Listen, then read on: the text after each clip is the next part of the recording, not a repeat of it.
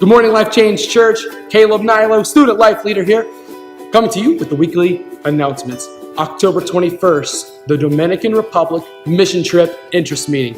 If you think you might want to join up with One Child Matters and Life Change Church and head down to the Dominican Republic for a mission trip, this is an informational meeting for you. Here's Pastor Corbin and Daryl Beckett with some more announcements. Hey guys, just a quick reminder, today after second service at 11:45, we're going to have what we call Discover. And this is an opportunity for you to find out more about Life Change Church and even to find out more about yourself as well. So we want to invite you at 11:45. A light lunch is provided. So we hope to see you there today after second service. Good morning, Life Change Church. I'm speaking to you from our newly converted garage into our Student Life Center. As you can see, it's not yet done, and that's okay because neither are we. As Christians, we walk on a lifetime journey called discipleship. It's where we grow in our relationship with Jesus and grow in our relationship with others. Here at Life Change, we exist to love people to life change, and it's our job to provide you an opportunity to grow in your relationship with Christ and grow in your relationship with others. One of the ways that we do that is through life groups. I'm excited to announce that today is the launch of our new life group chapter here at Life Change. So please, immediately following the service, stop by our brand new Connect Center and pick up a pamphlet that contains all the information on all of our life groups. We'd love to see you join in a life group where you can grow in your relationship with Christ and grow in your relationship with those around you. Thank you, and God bless.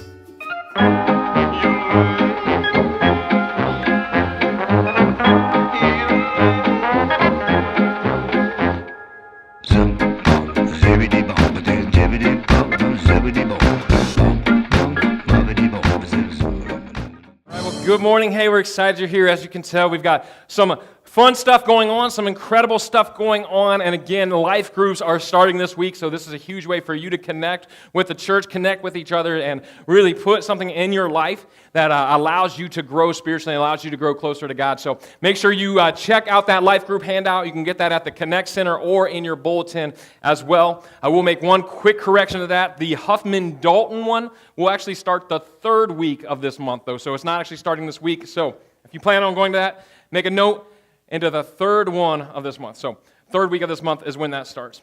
But hey, we are pumped. We are still in our series entitled Margin. So we are in week 3 of this series. And if you were around last night or if you watched any college football yesterday, you realize the importance of margin, right? I don't know why they put the late game on Saturdays, and they're always the best game. That way you have to stay up and you have to watch it to the very end. And I don't know about you, but I was rooting for Ohio State the whole way through, and there was a couple of times it left me feeling like I was to the breaking point, right? It left me like I was feeling like I was going over the edge and yelling at the TV, but thank goodness for bad play calls from Penn State. That's all I'm saying, right? Well, we've been talking about margin, and really what we want was we want to live a life with margin. We want to live a life with a little bit of breathing room in our lives. It gives us some space to where we really can fully experience all of who God is. And we started off this series really defining what margin is, and we define margin as this. It's the space between our current pace and our breaking point. And margin is the space between our current pace and our breaking point. And the truth is, we all have a breaking point, right? We all have a place where we get to the end where we're just going to snap. And that breaking point, if we cross over it, that's really where regret lives. That's really where we oftentimes we fall into something we never intended to fall into. This is really where we find ourselves, where we have struggles, we have mistakes, and we even have sin, right? And in this series, we're talking about staying away from the edge. We're talking about living with some space, really steering clear of that breaking point and living with some space, living with a little breathing room right there, where we can fully experience Jesus, fully experience His grace, and fully experience His mercy. And again, we started off really talking about how we do this, and we went to the words of Jesus when He was preaching, and we went back and He said this. He said what we have to do in Matthew 6:33. He said, but seek first His kingdom and His righteousness, and all these things will be given to you as well. Right? For us to experience margin, really, the basis of it all is to first seek his kingdom and his righteousness. First seek his kingdom, which means that we have to love people. And then seek his righteousness, which means we have to love God. When we do that, everything else will fall into place and we'll experience his margin. We'll experience his goodness. Well, we need to live with margin in life, and that's what God wants us to do. He wants us to experience that. And again, margin is the space between our current pace and our breaking point. But for us to experience that, margin, for us even to make the action of seeking after his kingdom and his righteousness, we have some choices to make.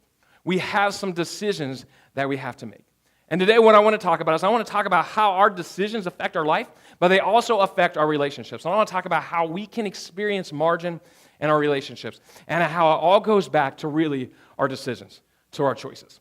And I was going to start off like I normally do, and I was going to say, hey, how many of you guys have ever made a decision in your life?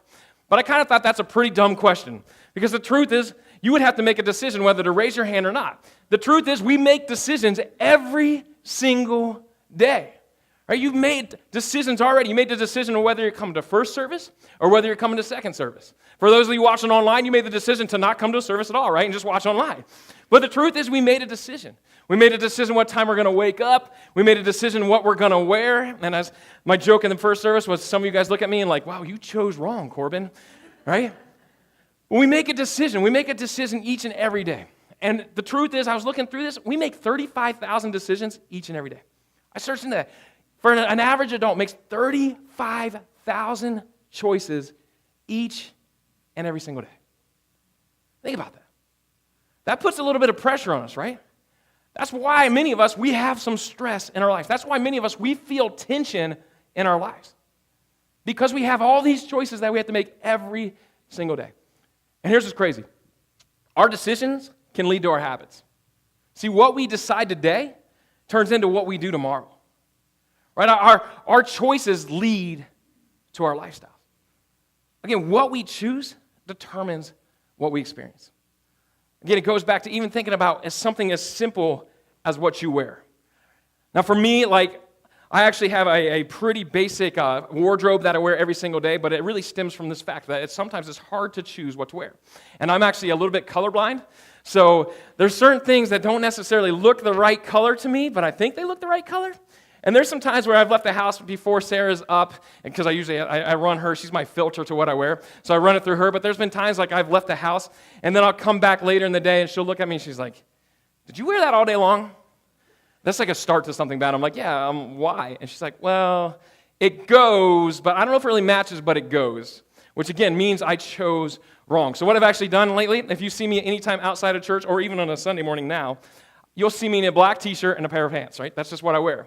This is a fancy black t-shirt because it's got a pocket and a hood, right? But I do that because I know it matches with stuff, right? I know it just goes. I also do it because the truth is I'm cheap, and right now you can get a 10-pack of black t-shirts for $31. That's $3.10 a shirt. I'm just saying, right? But we have choices. We have choices every single day, and our choices determine our conclusion. Our choices affect our outcomes. What we choose determines what we experience. And this is true in our relationships as well. Listen, how we choose to treat others determines how we're treated. How we choose to treat others determines how people respond to us. How we choose to interact with others determines the margin or the breathing room that we experience in those relationships. How we choose to act in our relationships even determines the grace and that mercy that we both will give and receive in those relationships. So we have to make a wise choice in our relationships. Right? We have to choose wisely. And here's what I want us to walk away with. When it comes to our life, when it comes to our relationships, this is what I want us to understand. We need to choose people over progress and progress over perfection. Choose people over progress and progress over perfection. Now, as I state this, it sounds real good. It rolls off the tongue. It's definitely a quotable thing, and it sounds nice, but you're probably thinking, like, how does that work? Like, what does that really mean? What does this look like in life? And really what I think we can do is we can actually look at the life of Jesus, because Jesus did this over and over again. Jesus was the perfect example of this. Over and over again, Jesus chose people over progress and progress over perfection. And today what I want us to do is I want us to jump in a specific portion of Scripture in John chapter 8 where we see Jesus do this. So if you have your Bibles, go with me to John chapter 8. And again, if you don't have a Bible, we always challenge you to download the YouVersion Bible app. Just an incredible resource to take with you wherever you go. That way you're reading your Bible every single day. And there's reading plans on there. And listen, I'm going to give something out. I cheat a little bit. But the Bible app actually reads to you as well. And that's okay. That counts. Like, I'm all about audio stuff. I learn audio. So have it read to you if you're not the type of person that wants to read all the way through, right? Have it read to you. Let's partner up with the Bible app, right? But let's read our Bible every single day. And what we're going to do right now is we're going to jump into John chapter 8. We're going to start here verses 2 and go through verse 11. Verse 2 reads, it says, at dawn, he appeared again in the temple courts where all the people gathered around him, and he sat down to teach them. So let's just actually jump in and we'll get a little background on this. So here's Jesus, and what he's doing, he's going to the temple courts. And the reason Jesus is going to the temple courts is because this was after a festival that was going on at this time. It was the Festival of Tabernacles. So this is a week-long festival for the Jewish people, so people would come in, and there was multiple people that would even travel in to this festival. So like this is a big event, and this is actually the day after the event. So Jesus is here, and like the day after an event, you know that sometimes there's some people that just kind of stick around. Like kind of think of it this way, like a couple weeks back, we had the Lost Lands that came into Licking County. And for like days after, there's people just kind of still hanging around, right? This is kind of what that is, but it was a religious festival. And so all these people are just kind of hanging out. And meanwhile, during this week, Jesus kind of had like stirred the pot a little. All these religious people were there. They were teaching, and they were really talking about all these things. But Jesus kind of pushed back with them. He kind of stirred the pot. So the day after, there's people around, and they want to hear Jesus. But the religious leaders are really like, dude, we want Jesus, and this whole crew, he just needs to get out of here. So they kind of plot something here, which we see right here in verse 3. It says, the teachers of the law and the Pharisees brought in a woman caught in adultery. They made her stand before the group and said to Jesus, Teacher, this woman was caught in the act of adultery.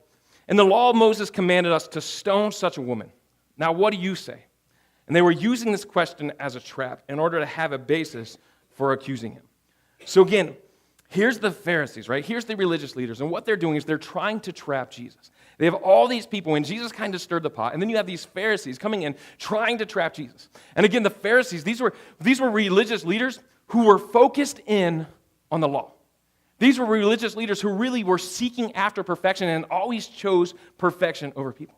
And when you look at the law, that the Pharisees abided by, the law said that someone caught in adultery must be stoned. But check out how Jesus responds. It says this. It says, but Jesus bent down and started to write on the ground with his finger. When they kept on questioning him, he straightened up and said to them, let any one of you who is without sin be the first to throw a stone at her. Here's these religious leaders, right? Here's these Pharisees. And they're choosing perfection. They're choosing the law. They're trying to stone this woman caught in adultery. And then Jesus sees this lady, right? He knows, obviously, her sin is out there, and he responds to her sin in a completely different way than I think many of us do. I think a completely different way than many of us, if we call ourselves a Christian, than we typically do. Instead of like accusing her, instead of being shocked by her sin, instead of saying, oh my gosh, you, whatever, fill in the blank, what we might call this person, Jesus instead just bends down and starts writing in the ground, starts writing in the dirt. And then they continue to question him. But what Jesus does is he levels the playing field. He says, if any one of you is without sin, if any one of you is perfect, then you can throw the first stone. Here's what Jesus did. He brought to light all their humanity. He brought to light each and all of us. He brought to light their humanity because Jesus knows this. Behind every sin, there's a person. Behind every mistake in a relationship, there's a person. Right? Behind every huge mistake that we think is so big, there's a person, there's a human back there. And Jesus, instead of choosing the law, instead of choosing perfection like the Pharisees did, he chooses the person. Let's keep going in verse 8. It says, again, he stooped down and wrote on the ground. At this, those who heard began to go away one at a time, the older ones first, until only Jesus was left with the woman standing there. Jesus straightened up and asked her, "Woman, where are they? Has no one condemned you?" "No one, sir," she said. "Then neither do I condemn you." Jesus declared, "Go now and leave your life of sin." You look at this, Jesus was the only one left. He's the only one left because he was the only one that was perfect. Jesus is the only one that actually fulfilled the entire law. He was the only one that could even, and was able to even condemn her. He was the only one that really could throw a stone at her, but he chose not to. He chose her instead. And he chooses us as well. Listen, Jesus chose me. He chose you. There's a lot of us that we're carrying on something. That's something that we may have done. Listen, many of us, we can maybe even relate to this woman caught in the adultery, right? But guess what? Jesus still chooses us. He chooses us every single time. Jesus died on a cross for you, but that didn't end. He was risen again so that we could have a relationship with God, so that we could have a relationship with him. And this is the relationship that all of our other relationships should be based off of. We need to base our relationships off of this because this is where we experience grace. This is where we experience mercy. This is where we experience margin. Jesus chose the woman. Again, she was caught in sin. She chose him. But don't miss this part. He told her, "Go and leave your life of sin. Go and make some progress." Right? He didn't start off with "go and leave your life of sin." He started off with not throwing the stone. I think for many of us, if we're honest with ourselves and in our relationships and how we deal with people and how we deal with people that let us down, we start off with either "you should be perfect" or we start off with "go and sin no more." We start off that way. But if you look at Jesus, that's not where he started. He started by not throwing the stone. And then he said, go and leave your life of sin. See, we're not negated because of our past. We're not negated because of our mistakes, but we're called still to grow from them. But he chooses us before he ever calls us to make some progress. Jesus chose the woman even before he told her to grow. And he chooses us the same way. He chooses us. And then he calls us to grow. He calls us to make some progress, which in turn points to his perfection. Choose people over progress and progress over perfection. Again, this sounds nice, but the truth is it's hard. It's hard for us to choose people over progress. It's hard for us to choose progress over perfection because the truth is many of us, we're obsessed with perfection. For many of us, we become so result-oriented, we become so result-driven that we forget about anything else, and more importantly, we forget about anybody else. And listen, I'm all for results. I'm all for results, but they're not as important as people. They're not as important as the progress that needs to be made, which I think sometimes we forget. And when we forget this, what it does is it destroys relationships. There's people struggling. There's people struggling still to make their parents proud, all because their mom or their dad chose perfection over them. Right? There's people that sit in hours of counseling because someone close to them chose perfection over choosing them as a person. Right? There's marriages that have been ruined. There's marriages that have been destroyed because of disappointment in a spouse because they chose perfection rather than choosing the person. They expected results. They expected performance. They expected perfection over the relationship. And the truth is this happens all the time, and we do it as well. We find ourselves doing it. Listen, I find myself doing this too. In fact, just this week, I was telling Griffin that I was proud of him. And I was telling Griffin that I was proud of him for something he did, and then he responded this way. He responded by asking why, which means this. He's used to me telling him about his results. So I tell Griff, I'm like, Griff, I'm proud of you, right? And he's like, but why? So I did it. I just started telling the results. I'm proud of you. I'm proud of you for being good in school. Listen, before school, he's a kindergartner, but before school, he started his goals. So for him, one of his goals was to make 4 new friends. He's already got 4 new friends. So I'm like, man, I'm proud of you. You made 4 new friends already. He's in baseball and fall ball, so I'm telling him I'm proud of you for being at fall ball, right? He's a 5-year-old playing up, so he's not that great, and he doesn't really pay attention. He's off in the middle of it. But I'm proud of you for showing up, man. I'm proud of you for going, right? I'm proud of you for coming to church. And listen, it's been like 4 months since our kids threw each other through a wall. So I'm proud of you that you didn't break through a wall anymore, right? I'm proud of you for these things. I remember I was going over these things and I'm telling him and I forget. I'm dude, I'm telling him all the things that he's doing. I'm proud of him for all his results. But the truth is I had to slow down and look back. I'm like, Griffin, I'm proud of you for just being you. And I'm proud of you for being my son. The truth is, God looks at us every single day and says, you know what, I'm proud of you. I'm proud of you for being my child. I'm proud of you for being you. I created you that way, and I'm proud of you. We need to understand that. I think too many times we can become obsessed with perfection and progress, and we forget about the person. I think too many times what we do is we focus on what people can do for us rather than who they are. And when we do this, what we're doing is we're setting them up for failure, and we're setting ourselves up for disappointment. Really, it's kind of like this. It's what I like to call the expectation gap. So perfection is all the way up here.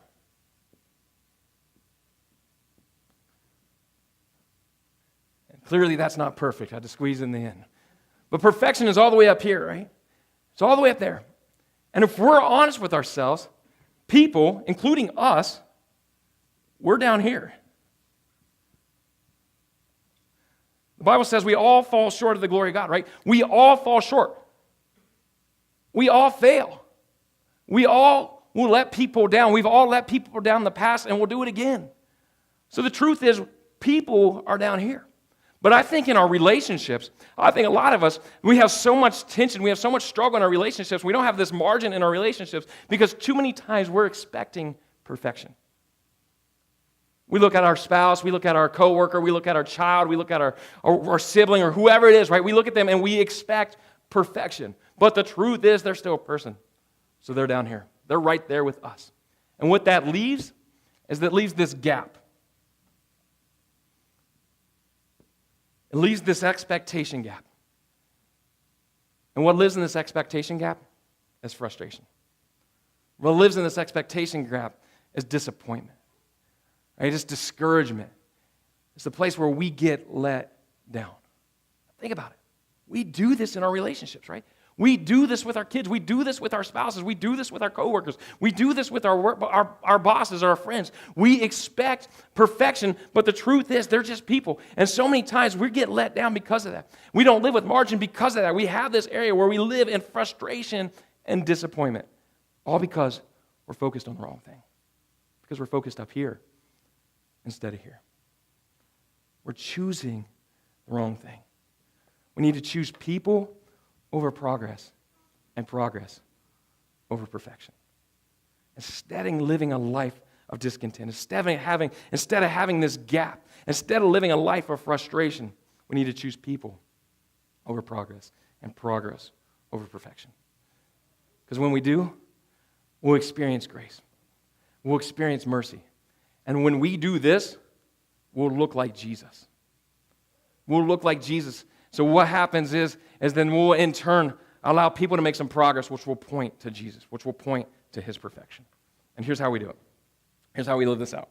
We live out what Paul stated in Ephesians 4:32. And again, if you remember last week, we talked about Paul a little bit. Paul was a guy who really lived completely out of alignment with God. In fact, he was the type of guy, he was a religious leader, and he was actually focused in on perfection. He was focused in on perfection so much so that he actually tried and he ordered the death of Christians because he thought they were going against the law. But then he had this incredible experience with Jesus, where he was completely blinded, and then he experienced Jesus and it changed everything about him. Then he became focused in on who God was. And he challenges us to do the same thing. He challenges us to do the same thing in Ephesians 4:32, where he says this: "Instead, be kind to each other, tender-hearted, forgiving one another, just as God, through Christ, has forgiven us." To choose people over progress, to choose progress over perfection, and to gain margin in our relationships, this is what we need to live out. We need to live out being kind to each other, being tender-hearted, and forgiving one another. And it starts with, number one, it starts just by being kind. It's crazy how basic sometimes living out what God's called us to do is. This is something we are told when we're little kids, right? To be kind. But for some of us, it's a little bit hard. See, one definition of kind is this. It's being gracious. And I love this. Truth is, we need to be gracious, which means this. It means that we lead with grace. To choose people over progress and progress over perfection, we need to lead with grace, right? It all starts with grace. It starts with kindness. And this is what I know. In our relationships, we experience the amount of grace we give. We experience the amount of kindness we give. So be kind and lead with grace. See, grace puts out fires, whereas judgment fuels fires.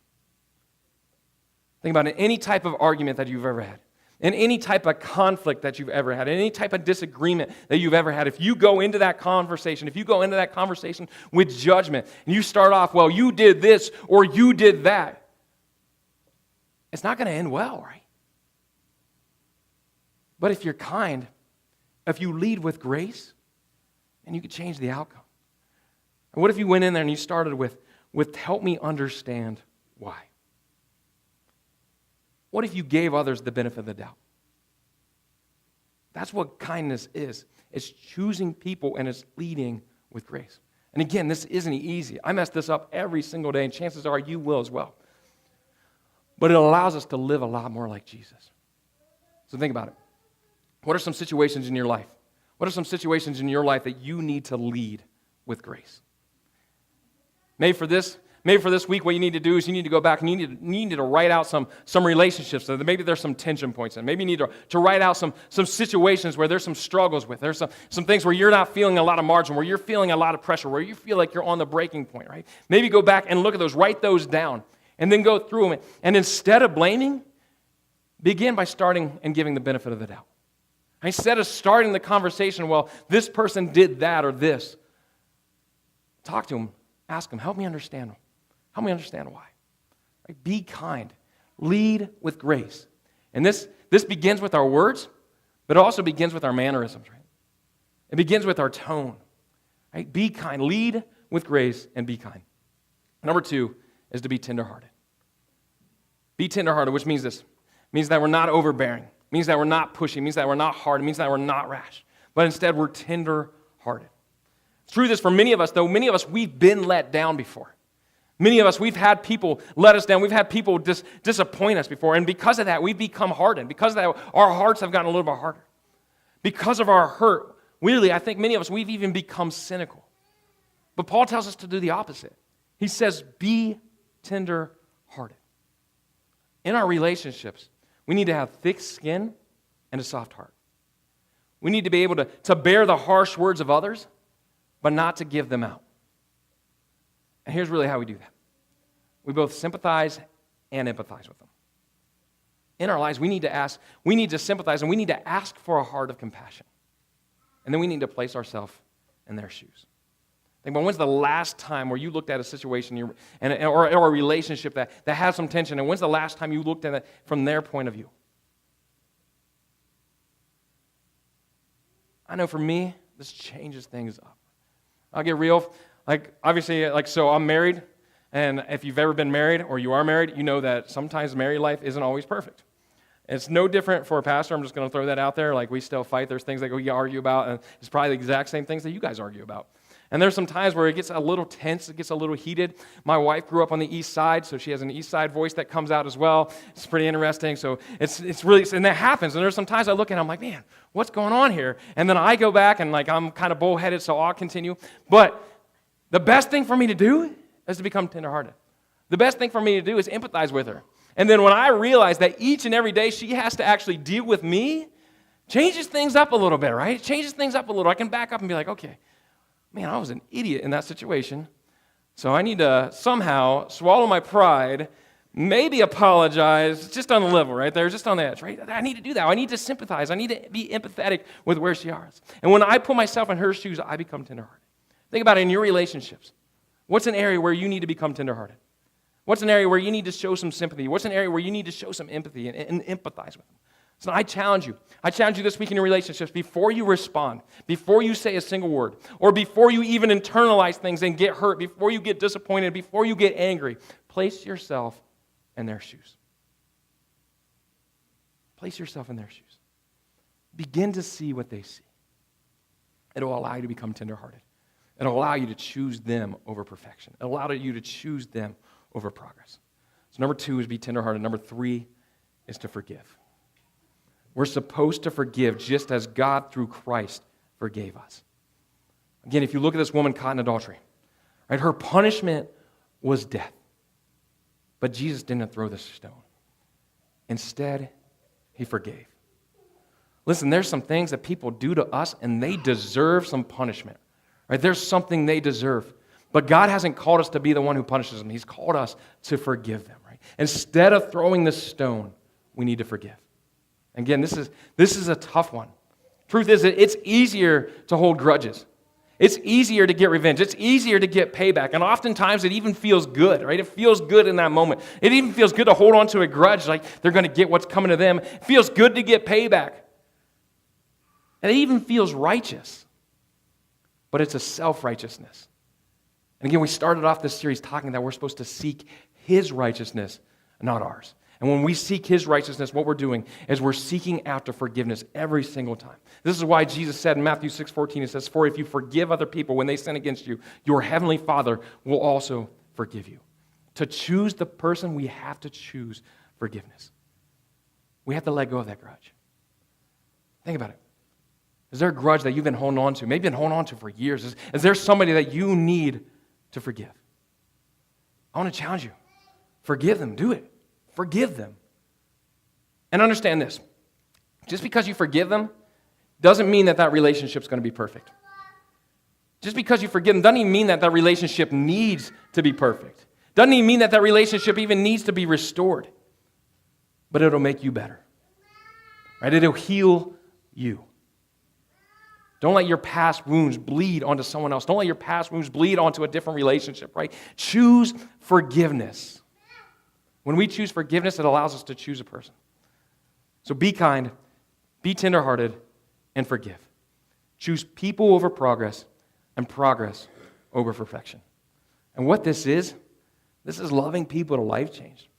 I mean, think about it. This is why we exist. This is even why we planted 4 years ago, because we wanted to choose people. We're called to love people to life change. So we need to choose people.